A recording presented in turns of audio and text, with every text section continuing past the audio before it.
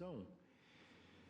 E antes de prosseguir com o julgamento, eu quero informar que a Corte ouve por bem, tendo em conta a importância do tema e tendo em conta também os vários importantes aspectos que foram veiculados no substancioso voto do ministro Barroso, a Corte entendeu que deveria aguardar o plenário completo, tendo em conta a ausência de 3 ministros que se encontram justificadamente ausentes, representando o tribunal em distintas solenidades. Então, por hora, fica suspenso o julgamento e o resultado... Pois não. Só uma questão de ordem. O IBDP gostaria de solicitar só um esclarecimento no tocante a se o efeito ex nunc será só com relação aos novos requerimentos... Não, desculpe, doutora, esse esclarecimento não cabe, depois a senhora vai indagar do relator, eventualmente, se ele a recebeu, então, por meio de embargos declaratórios, tá bem? Pois não, isso.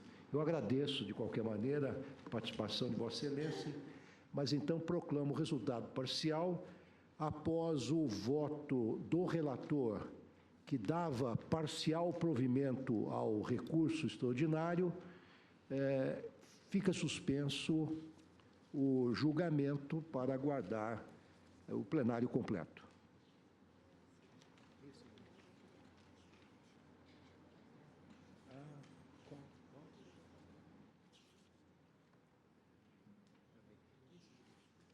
Tá bom. Ministro Fux, da relatoria de Vossa Excelência, chama o julgamento o recurso extraordinário 657-686, que procede do Distrito Federal, sendo recorrente o próprio Distrito Federal, e o recorrido Maria Silvina de Oliveira Rocha. Vossa Excelência está com a palavra, mas, no caso, ministro relator, nós temos uma sustentação oral, que é do doutor Marcelo Alencar de Araújo, subprocurador-geral do DF. Senhor presidente, eu gostaria só de fazer uma ponderação. Vossa Excelência pode se aproximar da tribuna.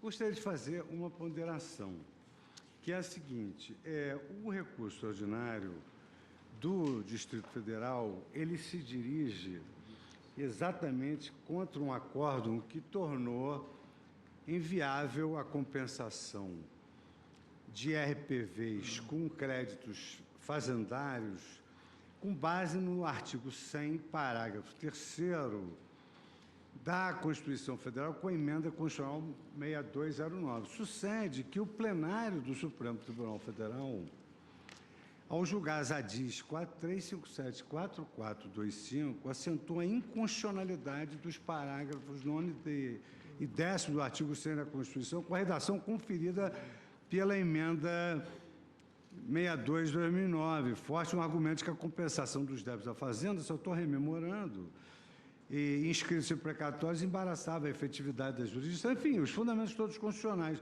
No meu modo de ver, senhor presidente, com a devida vênia, esse recurso está prejudicado ante a declaração superveniente da inconstitucionalidade desses dispositivos constitucionais que figuram como causa petente de recursão. Pois não. Então, eu queria...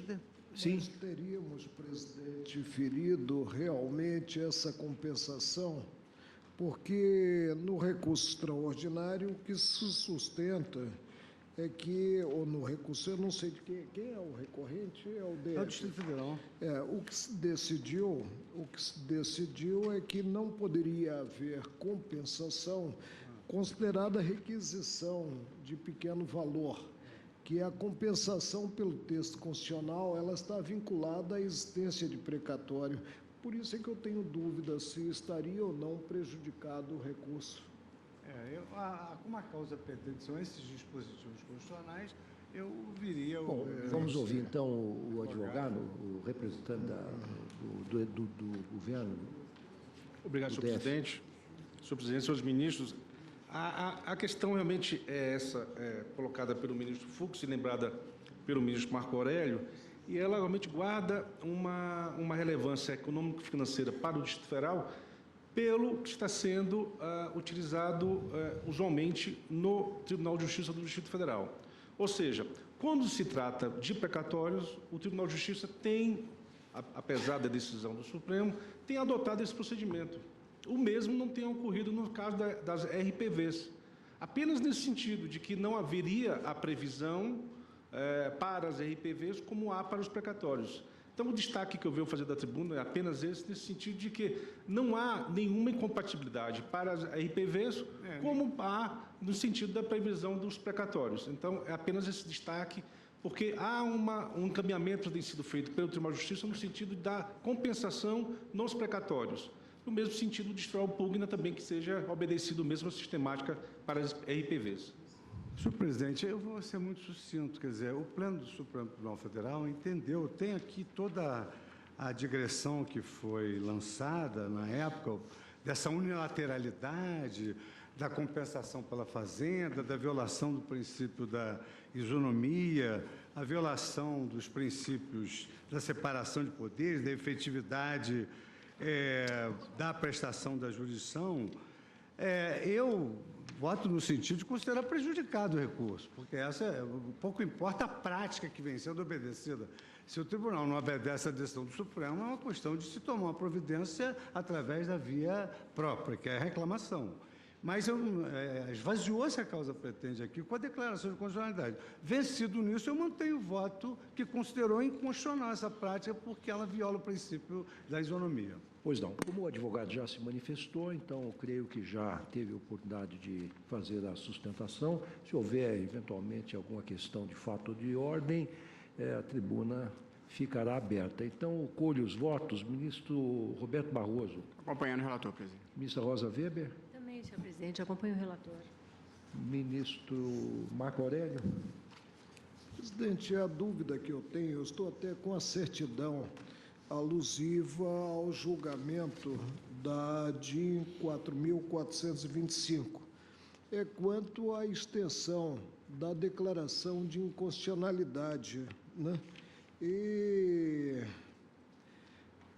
Porque há uma referência, eu teria que fazer uma recapitulação, há uma referência realmente aos artigos 9º e 10º, aos parágrafos 9º e 10º do artigo 100.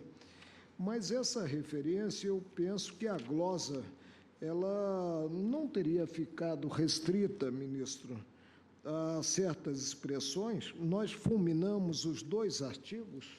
Eu tenho sim, aqui a nossa decisão, porque o requisitório, ele abrange o precatório e a requisição de pequeno valor, né?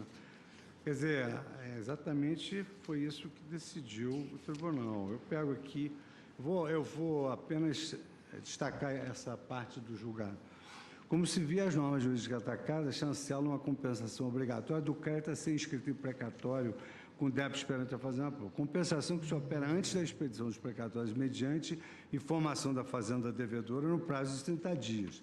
Dando-se, isso eu estou recordando o voto do ministro Aires que nós acompanhamos, dando-se que o objetivo da norma é, nas palavras do próprio advogado-geral, precisamente impedir que os administrados, especialmente os que devem valores vultosos à Fazenda, recebam seus créditos sem que suas dívidas perante o Estado sejam satisfeitas, e se é assim, o que se tem, pensa um acréscimo de prerrogativa processual do Estado, como já se fosse pouco a prerrogativa do regime em si do precatório. Mais uma super prerrogativa, etc. Em outras palavras, a via cruz do precatório passou a conhecer uma nova estação a configurar, a revezada espécie de terceiro turno judicial, e aqui lanço tudo quanto nós chancelamos. Então, naquela oportunidade, eu fiz questão de registrar que não estava em discussão a razoabilidade da compensação de créditos inscritos em precatórios, porque o Instituto Jurídico da Compensação consubstancia em si instrumento de justiça de eficiência na disciplina das relações obrigacionais. O que aqui se discutia era a validade de uma compensação unilateralmente em proveito exclusivo da Fazenda Pública, e não me parece haver razoabilidade nesta discriminação. Aí cito o magistério de Celso Antônio Bandeira de Mello e assento. De fato, se o custo do ajuizamento das execuções fiscais pela Fazenda Pública é elevado e pode ser evitado pela sistemática da compensação, também é verdade que o custo de demandar contra o Estado é elevado tanto para o indivíduo litigante quanto para a sociedade em geral, que arca com todos os custos financeiros da multiplicidade de processos. Porque apenas a administração pública, quando devedora, poderá ter seus débitos compensados com os seus créditos, indagou-se na oportunidade. Não há justificativa plausível para tamanha discriminação e a medida deve valer para credores e devedores. Pois bem, tendo sido declarados inconstitucionais os parágrafos 9º e 10º do artigo 100, com a redação dada pela emenda 62/2009, o presente recurso extraordinário encontra-se prejudicado ante a declaração superveniente de inconstitucionalidade do paradigma normativo invocado como causa petente e recursal, porque esses foram os dispositivos utilizados para veicular o recurso extraordinário, para fundamentá-lo. Então, por essa razão, eu estou considerando prejudicado e, em não sendo considerado prejudicado, eu nego provimento ao recurso. Presidente, para mim continua a ambiguidade quanto ao dispositivo, não ao voto do colega ministro Luiz Fux, que foi bem retratado por Sua Excelência. Mas o dispositivo, se nós fulminamos os parágrafos por inteiro, por isso eu vou me permitir pedir vista e trago já na próxima sessão, apenas para conferir com a certidão de julgamento. Pois não. Então, proclamo o resultado. Após o voto do ministro relator, que julgava prejudicado, no que foi acompanhado pelo ministro Barroso e pela ministra Rosa Weber, pediu vista regimental o ministro Marco Aurélio. Aguardam os demais. Eu tenho, antes das listas, nós pretendemos hoje votar as listas logo na sequência, mas nós temos aqui um julgamento que já se iniciou, que seria o agravo regimental na petição 4.391, que procede do Rio de Janeiro, em que figura como relator o ministro Joaquim Barbosa. E aqui já há vários votos. O ministro Joaquim Barbosa negou o provimento, Teori Zavascki negou o provimento, a ministra Rosa Weber negou o provimento, o ministro Dias Toffoli negou o provimento, a ministra Carmen Lúcia negou o provimento. O ministro Luiz Fux e eu dávamos provimento e faltam votar o ministro Marco Aurélio, que está com a vista e retornou à vista, Roberto Barroso, Gilmar Mendes e Celso de Mello. Então, Vossa Excelência, ministro Marco Aurélio, está com a palavra.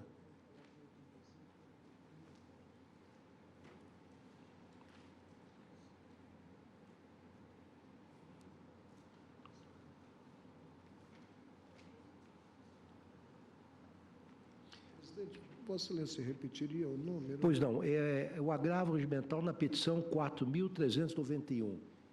Se Vossa Excelência entender por bem, eu suspendo. É que houve uma substituição do meu auxiliar de plenário, né? E está havendo um desencontro.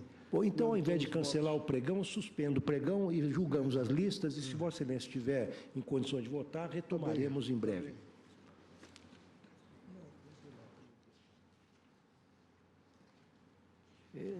A lista número 1 do eminente ministro decano, Celso de Mello. Senhor presidente, estou negando o provimento.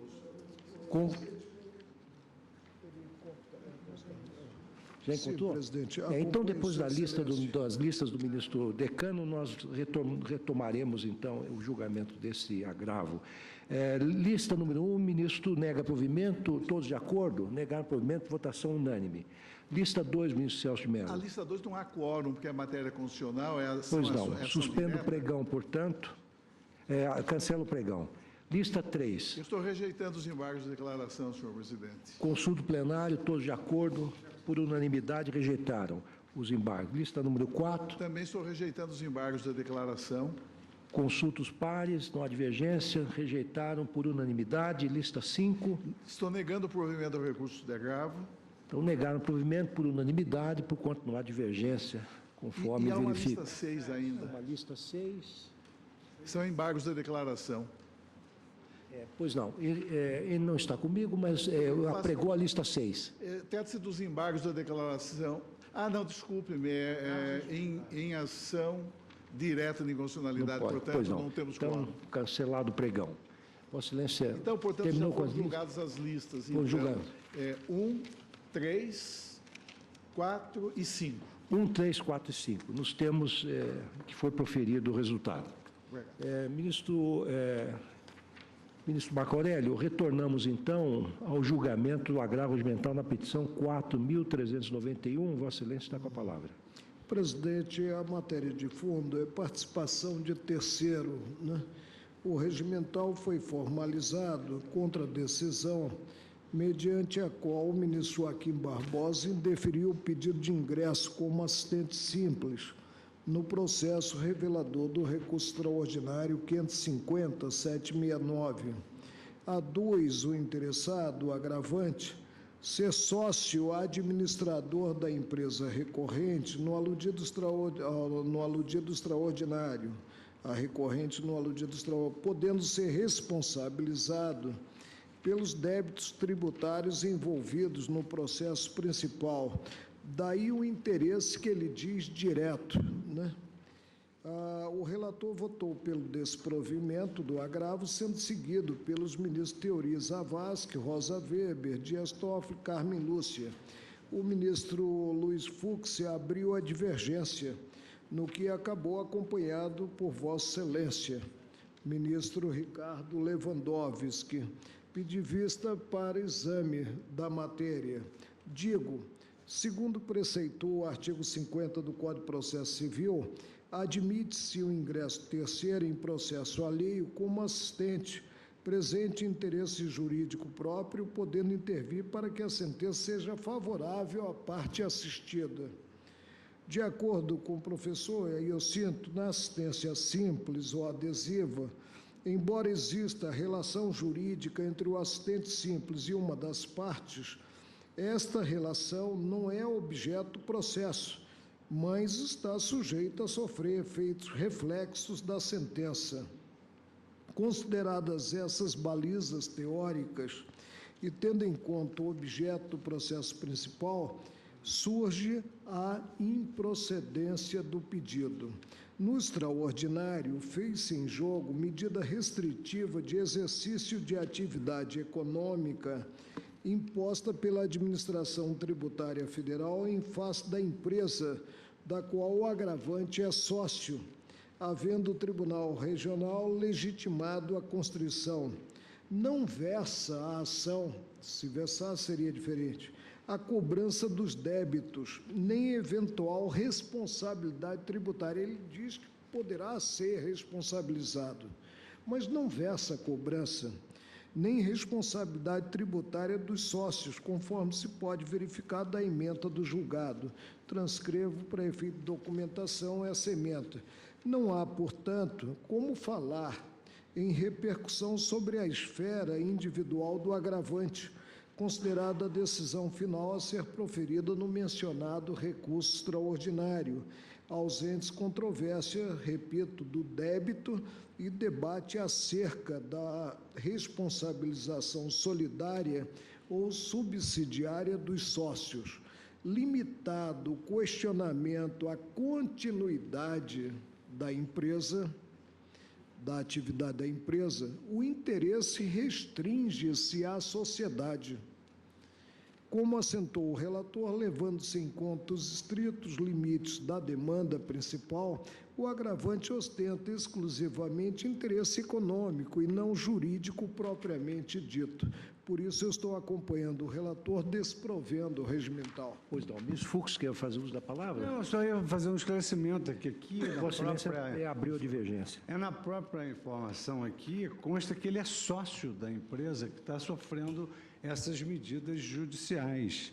Então, evidentemente que, muito embora se aplique a regra societas justat singulis, a jurisprudência ela é mais ou menos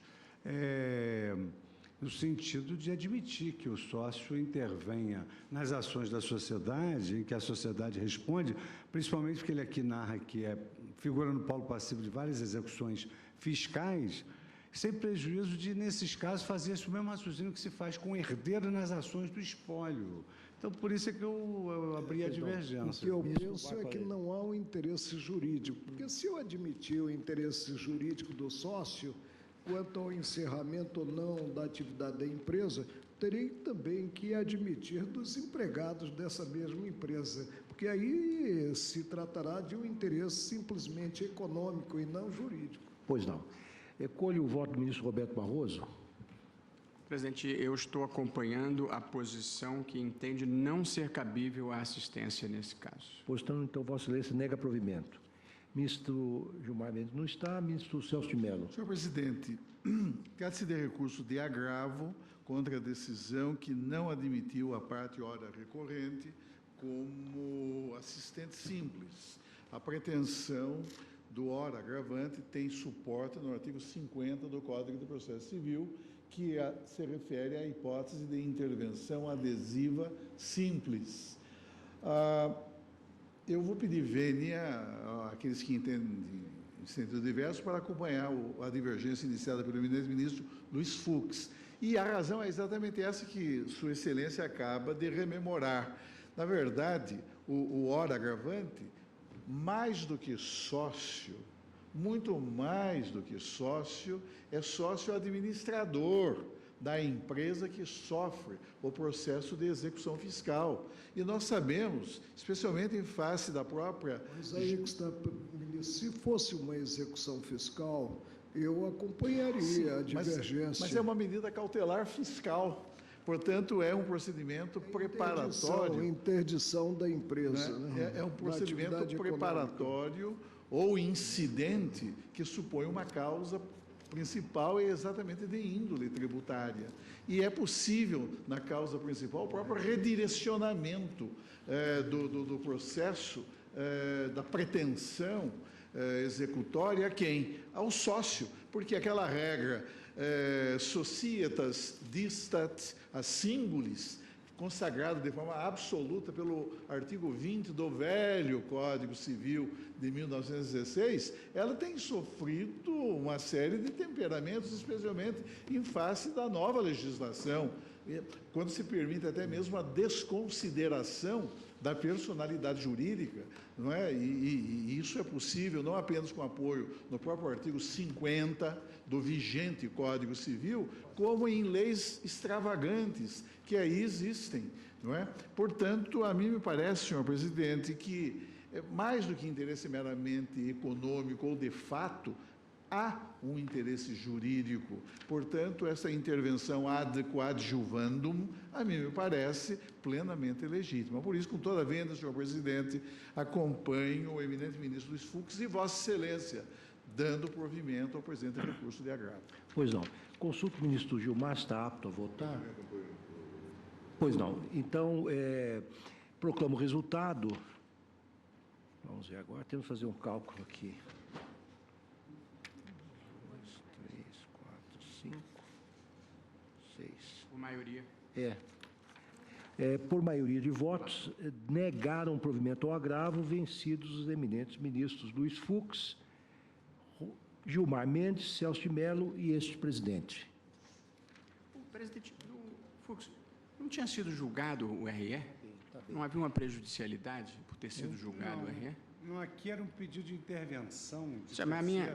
Eu sei, mas é porque eu tenho uma anotação de que em 22 de maio, o tribunal, por maioria, negou provimento ao recurso extraordinário. Aí achei que estava prejudicado, dentre outras razões. Mas a minha principal razão foi que a pretensão do sócio não tinha nada a ver com o que se discutia, porque era o registro especial da empresa que estava em discussão, portanto, nada que dissesse respeito a ele diretamente. Mas já proclamou? É só para... Pois não. Nós temos aqui um mandado de segurança, onde há um pedido de preferência por parte do advogado e também o próprio... Onde é que está esse? É esse aqui? É do ministro Marco, tem pedido de vista. Pois não. É um pedido de preferência, é um advogado que já acompanha esse caso há muitas sessões, e é o mandado de segurança 25875, que procede do Distrito Federal, sendo relator o ministro Marco Aurélio, mas está com pedido de vista o ministro Gilmar Mendes. Por enquanto, concederam a segurança o relator, o ministro Marco Aurélio, Dias Toffoli, Carmen Lúcia e este presidente. Faltam votar os demais, a começar pelo ministro Gilmar Mendes, que pediu vista e traz o voto agora nessa sessão. Vossa Excelência está com a palavra. Presidente, mandado de segurança impetrado por médicos do quadro de servidores do Tribunal de Contas da União, contra ato do presidente daquela corte, por meio do qual foram compelidos a optar, com fundamento no artigo 28, parágrafo 2º da Lei 10.356, de 2001, pela carga de trabalho de 40 horas semanais, com a percepção de vencimentos integrais, ou pela carga de 20 horas semanais, com vencimentos proporcionais a jornada reduzida nos termos do anexo 1 da referida lei. Os impetrantes alegam que vinham percebendo até o advento dessa lei vencimentos integrais pela jornada de 4 horas. Em vista disso, sustentam que a redução da remuneração para a jornada de 4 horas implica conferir à nova lei força retroativa, violando dessa forma o direito adquirido à jornada e à remuneração até então observadas, além de violar também a garantia constitucional à irredutibilidade de vencimentos. Aduzem, por fim, cuidar-se de tema já apreciado por esta Corte no julgamento do mandado de segurança 25027.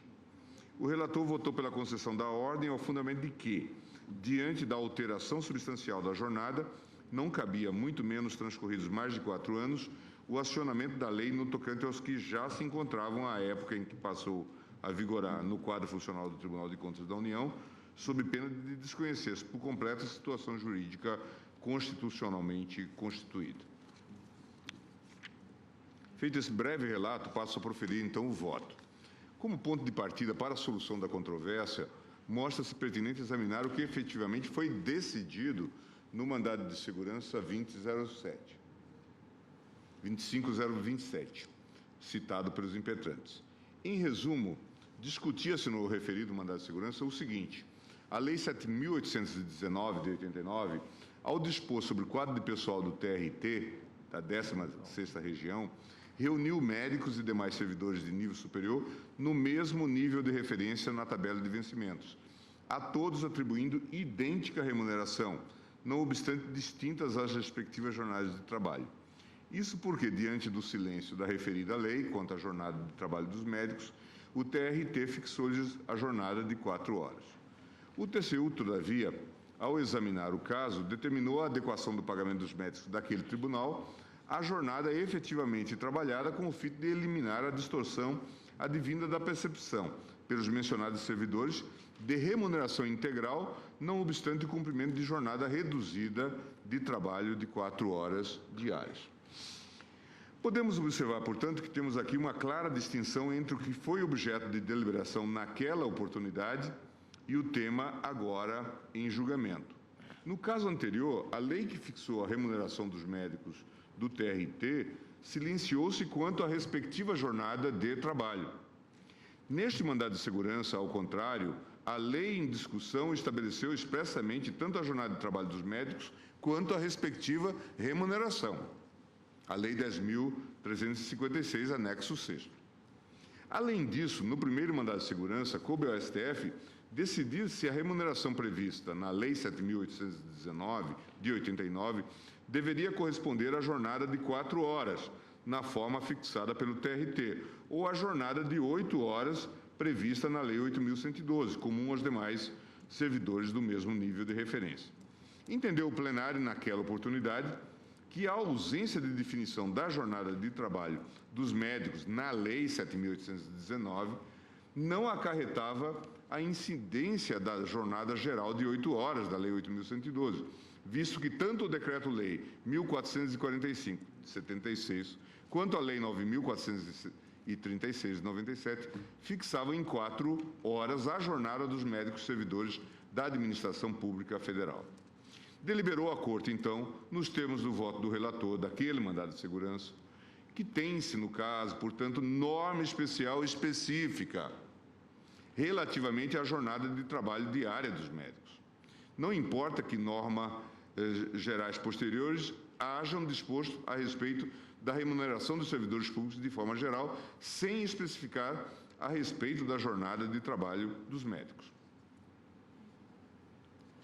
Aduziu ainda que, bem por isso, a própria Lei 8.112 expressamente ressalva, no artigo 19, parágrafo 2º, que a jornada de 40 horas semanais, prevista no caput do referido artigo, não se aplica à duração do trabalho estabelecido em leis especiais. No mandado de segurança agora em julgamento, contudo, estamos a examinar os efeitos da Lei 10.356, de 2001, diploma nitidamente de natureza especial, não só em relação à Lei 8.112, como também em relação ao Decreto-Lei 1.445 e à Lei 9.436, visto dispor especificamente sobre o quadro do pessoal do TCU.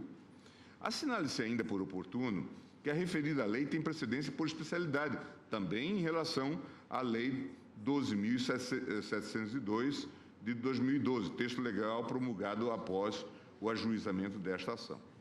Identificada a natureza especial da Lei 10.356, cabe lembrar neste ponto que a matéria em discussão nestes autos não diz respeito à jornada a que os impetrantes têm direito, já que a referida lei facultou-lhes a opção pela duração do trabalho de 20 horas semanais, artigo 28, parágrafo 2º, equivalentes, portanto, à jornada de 4 horas do regime anterior. O que se debate aqui é a legalidade do padrão remuneratório, no caso de opção pela carga de trabalho de 20 horas semanais, fixado na citada lei em valor correspondente à metade da remuneração estabelecida para 40 horas semanais. Atento a essa distinção, é possível verificar que restou estabelecida na Lei 10.356, de modo expresso, em relação aos servidores médicos do TCU, não só a remuneração, como também restou estabelecida a respectiva carga de trabalho. Sabemos que a definição da remuneração pelo exercício do cargo público não deve se sujeitar, ainda que de forma indireta, a ato discricionário. Ao lidarmos com o tema dessa natureza, devemos ter por referência, portanto, o princípio da legalidade estrita, é o que passamos a examinar no caso em análise. Cabe considerar no exame do tema que, ainda que inexista direito adquirido a regime de duração do trabalho de servidores públicos, na linha da jurisprudência desta Corte, sobre a inexistência de direito adquirido a regime jurídico, a DIN 2349, entre outros, impõe-se que se examine em cada caso a jornada de trabalho do servidor e a respectiva remuneração, de modo que modificações posteriores na jornada de trabalho não impliquem indiretamente violação à garantia constitucional da irredutibilidade de vencimentos, como ocorreria, por exemplo, na ampliação da jornada sem o proporcional incremento remuneratório. Estabelecida essa premissa, cabe aferir, no caso dos autos, a situação jurídica de cada impetrante quando do advento da Lei 10.356, de 2001, com a finalidade de se verificar se o novo regime de trabalho, na forma estabelecida no artigo 28, parágrafo 2º da referida lei, acarretou-lhes, ainda que de forma indireta, redução em seus vencimentos. De acordo com informações prestadas pela Diretoria de Recursos Humanos do TCU, transcritos às folhas 137 a 139, os impetrantes tomaram posse nas seguintes datas: Isaías Félix Guerreiro Carbonel, 23/11/79, Renata de Brás Coutinho, 23/3/95, Emanuel Massa de Castro, 23/3/95, Marcos Fernando de Almeida, 9/6/95, Rosana Maria Silva de Oliveira, 9/6/95, Márcio Alberto de Carvalho Silva, 12/4/96. Constam dos autos ainda, as folhas 139, que o impetrante Isaías Félix Cordeiro Carbonel, com posse na vigência do Decreto-Lei 1445/76, optou pelo cargo de médico, classe C, referência 53, correspondente aos vencimentos para profissionais que cumpriam a jornada de 6 horas. Consta dos autos também, as folhas 137 e 139, a informação de que o edital de concurso público previu que jornada de trabalho para os profissionais de saúde, o Diário Oficial de 23/9/94, que seriam contratados naquele certame, seria estabelecida pela Resolução número 12/94, isto é, a mesma jornada de trabalho fixada para as demais áreas da citada categoria profissional, 40 horas.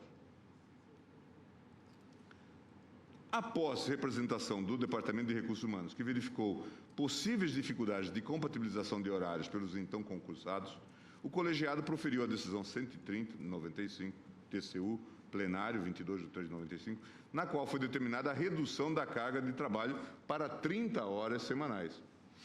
Os impetrantes Emanuel Massa de Castro, Renata de Brás Coutinho, Marcos Fernandes de Almeida, Rosana Maria da Silva Oliveira e Márcio Alberto Carvalho Silva foram beneficiados por essa redução de jornada. Finalmente, o impetrante Glauco Antônio Bezerra Japiaçu, aprovado para o cargo de analista legislativo médico, teve sua jornada de trabalho estabelecida pelo edital número 5/94 em 30 horas semanais. Da leitura dessas informações, é possível afastar, desde logo, relativamente ao impetrante Fernando Sérgio Blum Ferreira, qualquer direito decorrente da legislação anterior à Lei 10.356, tendo em vista que a sua posse no cargo já se deu na vigência da referida lei.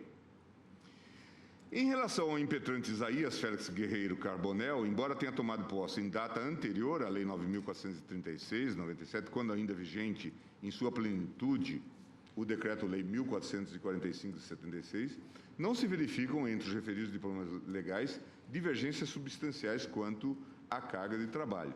Ambos asseguram a jornada de 4 horas, com possibilidade de opção por jornada mais longa, como de fato o fez o citado impetrante.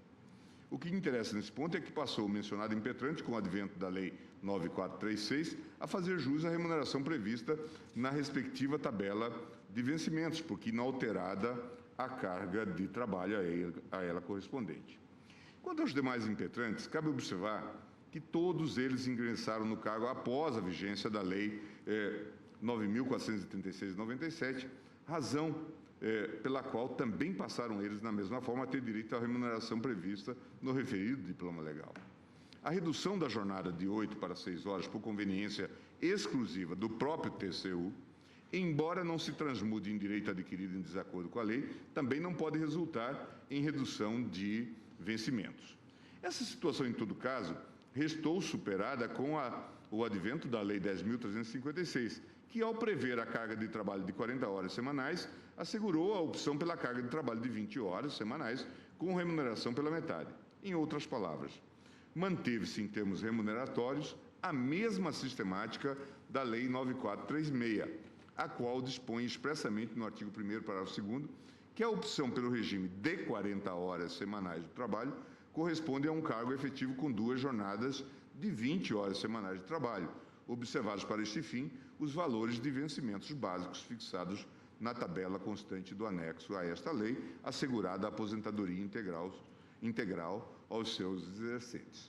Diante desse quadro, é possível afirmar que só haverá redução de vencimentos, no caso concreto, se a remuneração prevista na nova tabela trazida pela Lei 10.356 para a carga de trabalho de 20 horas semanais for inferior àquela estabelecida em tabela de remuneração vinculada à Lei 9.436 para a jornada de 4 horas. Pelo teor da petição inicial, porém, o que pretendem os impetrantes é a percepção da remuneração integral prevista na Lei 10.356 para a carga de trabalho de 40 horas semanais, sem a sua redução pela metade, na hipótese de opção pela carga de 20 horas semanais, nos termos do artigo 28, parágrafo 2º da referida lei, sob a alegação de que, na vigência da lei anterior, percebiam vencimentos integrais pela jornada de 4 horas, equivalentes, portanto, à jornada reduzida da nova lei. Cabe destacar, todavia, que também pela lei anterior, a exemplo do disposto na nova lei, a remuneração pela jornada de 4 horas correspondia exatamente à metade da remuneração prevista para a jornada de 8 horas, conforme expressa a disposição do artigo 1º, parágrafo 2º da referida lei. Não se vislumbrando, portanto, no caso dos autos, violação, a meu ver, ao princípio da irredutibilidade de vencimentos em decorrência das novas regras sobre jornada de trabalho dos médicos do TCU, não há, a meu ver, como acolher a pretensão dos impetrantes. Por isso, eu estou denegando a segurança, presidente. Pois não. Então, apenas, sim. 2 esclarecimentos como relator, né? No voto que eu proferi, distingui as situações admitidos antes da lei, que versou a jornada linear, e admitidos anteriormente. O meu voto apenas beneficia, né, os impetrantes, a saber, né, Emanuel Maza de Castro, Glauco Antônio Berreza Japiaçu, Isaías Ferreiro Guerreiro Carbonel e Mário Alberto Carvalho. E aí mencionei as datas em que admitidos, 95, 99, 79 e 96. E ressaltei um aspecto interessantíssimo. é que, mesmo diante da lei nova, cogitando de uma jornada linear, que até certo ponto inviabilizaria a acumulação autorizada pela Constituição Federal quanto aos médicos, né?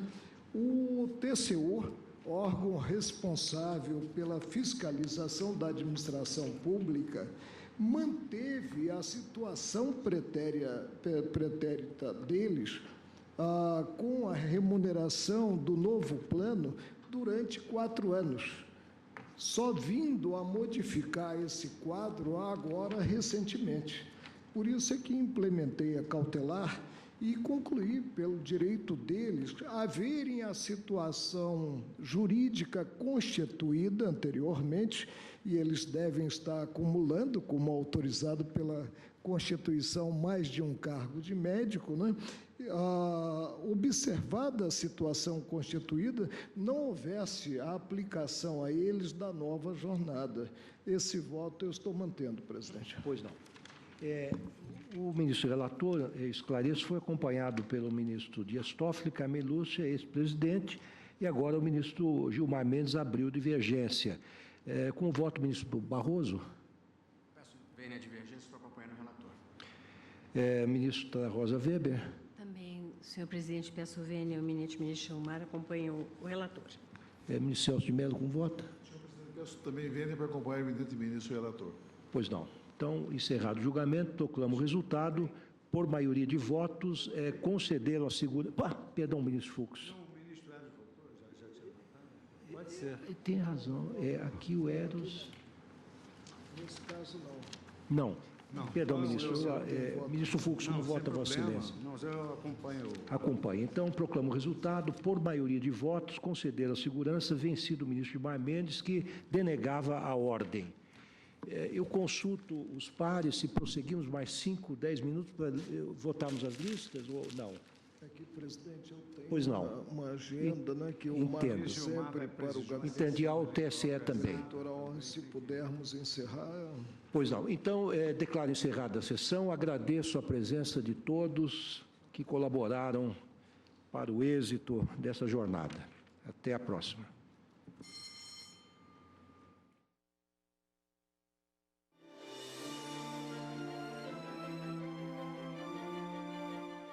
E assim terminamos a sessão plenária desta quinta-feira. A cobertura completa logo mais no Jornal da Justiça, segunda edição, e os principais momentos, é claro, da sessão de hoje de quarta-feira, no Plenárias neste fim de semana.